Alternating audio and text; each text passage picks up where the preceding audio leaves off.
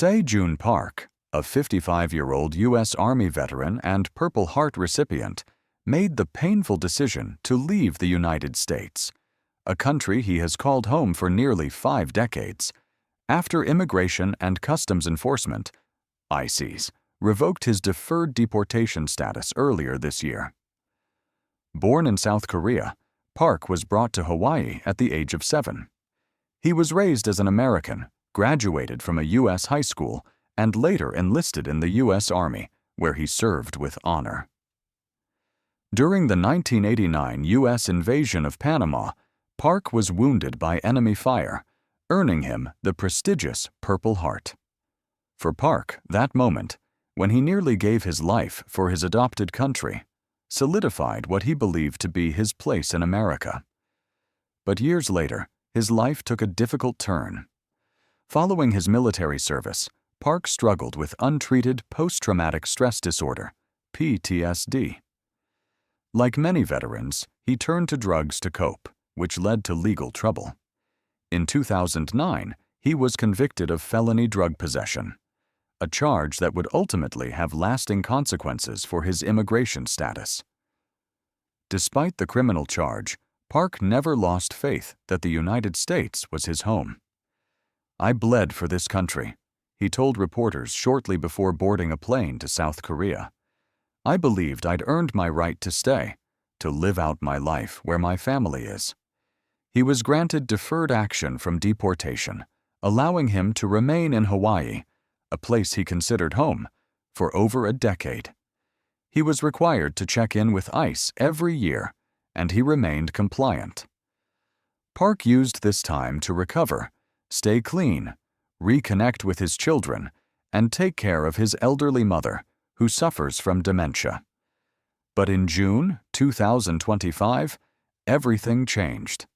Under President Donald Trump's renewed immigration crackdown during his second term in office, ICE revoked Park's deferral, giving him a grim ultimatum: leave voluntarily or risk detention and forced removal.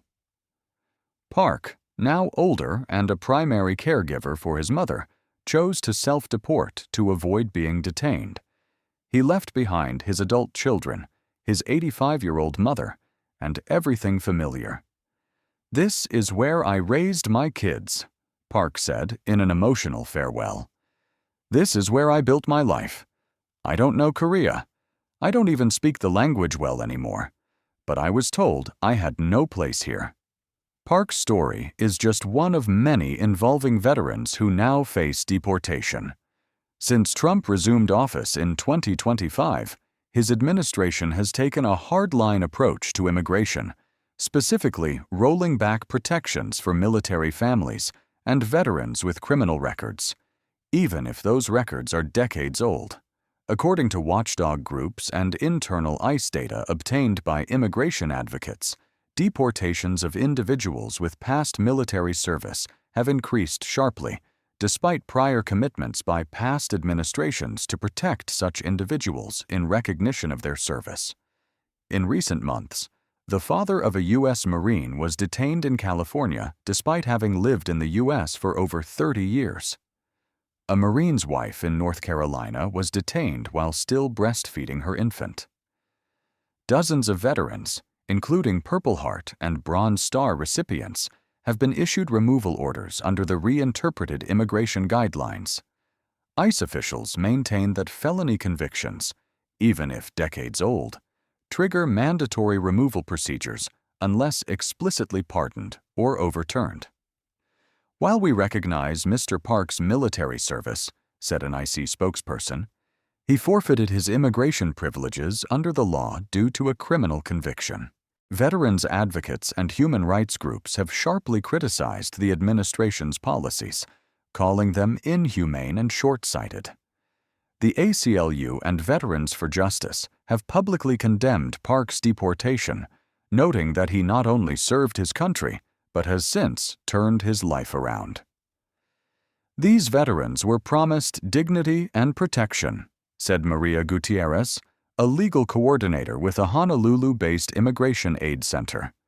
"Instead, they're being punished twice, once by the justice system and again by the immigration system. Veterans groups also note that non-citizen enlistees are rarely informed of the importance of filing for citizenship during their service. Many, like Park, mistakenly believed that military service would automatically grant them citizenship, a widespread assumption that has led to tragic consequences.